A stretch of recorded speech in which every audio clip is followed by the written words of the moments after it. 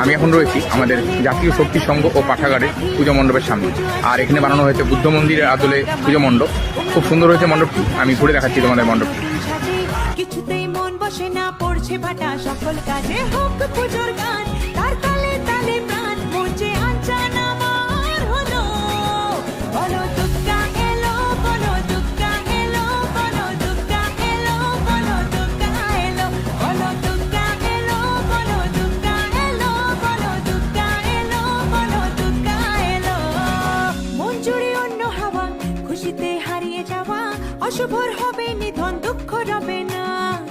লাল পেড়ে নতুন শাড়ি, নবরূপে রং বাহারি, উলুতে করবো বরণ, আসছে ঘরে